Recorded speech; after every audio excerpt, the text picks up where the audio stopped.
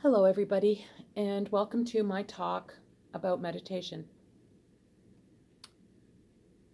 A bit of backstory. About 15 years ago, I was experiencing some, difficulty with emotions. I was feeling a bit of anxiety. At this time, I was 45 years old, and actually, I had never experienced what this was before. I'd heard people talk about anxiety and depression, but I had not actually gone through that. So I was really struggling, I guess, with these emotions and these feelings I was having. Um, of course, in retrospect, I can tell you it was the beginning of menopause. But at that time, I wasn't quite sure what was going on. I just knew that I felt, maybe I need to just get away. Like I just needed some time, maybe in the country, in nature. And I was thinking I would do like a retreat of some sort. So I started to Google search, retreats, this and that, spas was kind of my thinking at the time. And it was around that time that I was actually giving a speech. I was a public speaker, and I was giving a speech, and in the intermission, there was a couple of girls that I overheard talking, and I heard one of the girls saying, "Oh, I came back from this retreat, and it's so wonderful, and I had the best experience." And I thought, "Oh," I interrupted. I'm like, "Oh, I'm kind of looking for something like that for myself." And the girl said, "Yeah, sure." And she wrote down on a piece of just scrap paper, she put down dhamma.org, and she handed me the paper and never said another word about it. I went home, and a couple days later, I went on the web, on the internet, and I basically went on that website, and I realized that this was a meditation retreat, that it was a 10-day silent retreat. They had pictures of the grounds, which were really beautiful. And I thought maybe this would be a really good thing for me. Now, I have to say, I had no experience with meditation, not even like an inkling or interest or any of that. But I thought, okay, well, this will be very relaxing and could be a very beneficial. So um, I made the arrangements to go up there, and you fill out like a little application. Anyway, they send you an email back. Yes, come on up, and these were the dates, and I was all set to go. And I do remember, though, a couple of days before I was leaving for that, a friend of mine who I told that I was going called me and said, "Do you realize like what you're getting yourself into? Because this is some heavy duty meditation that you're doing." And I said, "No, I actually did not really look into it that deeply. But listen, I'm going because the arrangements have been made." Now, I was a business person at the time, running a business, and I thought, I mean, it was a lot of work actually to arrange to have 10 days off, because when you go up to this type of a silent retreat, you cannot go on the phone, you don't bring a book, you don't bring a piece of paper, nobody can contact you. So for me to actually scrape up 10 days that I could even do that was really tricky. And so I had done all of that. So I was not about to back out of this thing now that all those arrangements had been made. And off I went. I will say, I was up there after 3 days of serious meditation, straight through. I thought, this is not for me. Like, I have to get out of here. It was the hardest thing I've ever done, and I've done a lot of hard things. Like, this was really difficult. I mean, I think I was hallucinating at some point. I was crying. A lot of emotions were coming up for me. I was thinking of people that had done me wrong from like years ago that I'd never even thought of.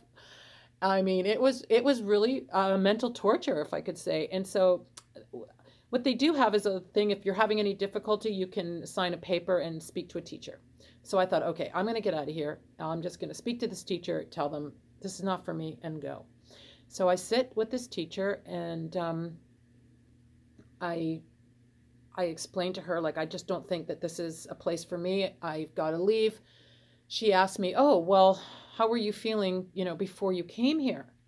And I thought about that, and I thought, well, kind of similarly, And that was my first experience, with wherever you go, there you are. So somehow this lovely, beautiful soul talked me into staying. And so I did. And the next couple days were also intense and difficult. But I will say this, on about the seventh or eighth day, I can't remember exactly, I had this experience there. The experience was that basically I dropped out of thought. and come to find out that we never drop out of thought. And so I dropped out of thought, and all of a sudden, I was experiencing myself as this absolute beautiful being. That's all I can say. I was beautiful. I had never actually really felt that before. I was intelligent, and that was a unique experience for me as well. I I felt love towards everything. Everywhere I looked was beautiful. And in fact, my whole body, quite frankly, kind of dissolved. Like I could see it and everything, but I was zero, I had no attachment to it. It was basically, I was pure energy. That's how I would describe it. Just pure energy, just pure love. And this was bizarre. And I stayed in this state for, I'm not even sure how long, because time also disappears in this state. I will say maybe it was a few hours, and then the intensity of that kind of left, but I remained in.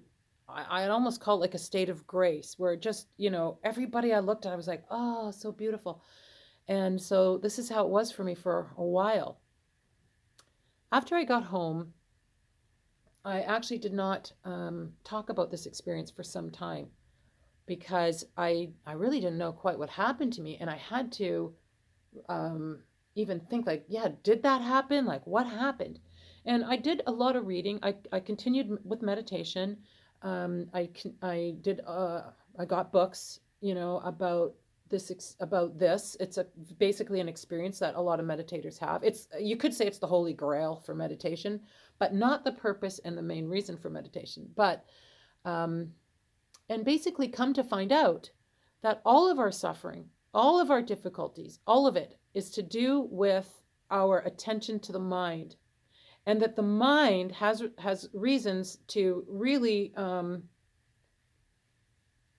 cause us all of this suffering, confusion, etc., until it doesn't. But that's kind of what's going on here. And I continued doing meditation. One day, about I would say a year later, or maybe a year and a half later, I was working in my business, and one of my clients asked me, "Wow, I just love your vibe. Like you're so chill, and um, I'd like to get me some of that." So I said, "Well, I think it's because I'm a meditator." And so she said, "Oh, can you show me how to do that?" So I said, "Yeah, I mean, I can show you what I do." And so I went over to her home and I showed her kind of what I did in meditation.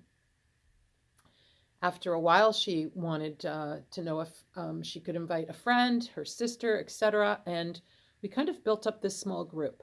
I should also add that during this time, I investigated many types of meditation. The type of meditation that I originally learned is Vipassana.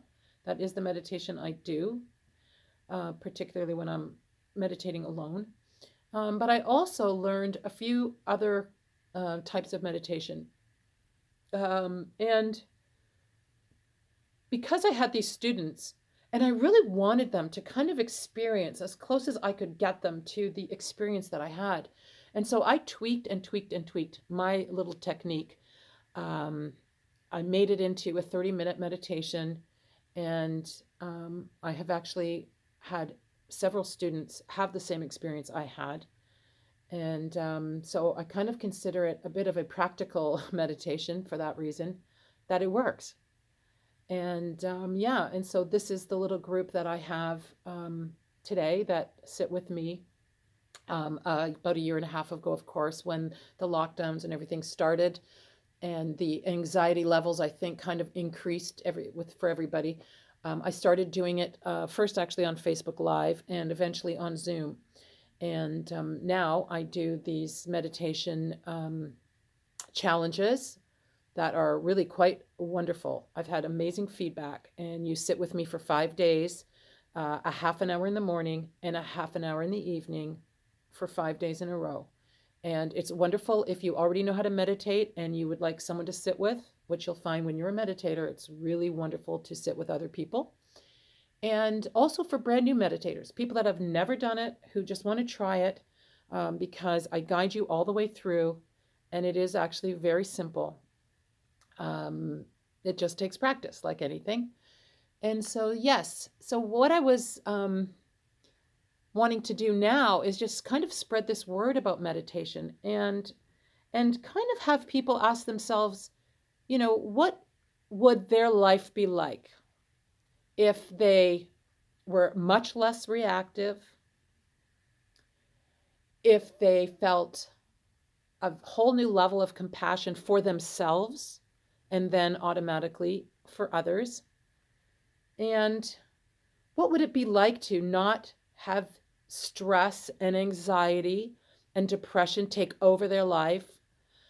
And meditation is quite revolutionary in that this is what one can achieve if they become a meditator.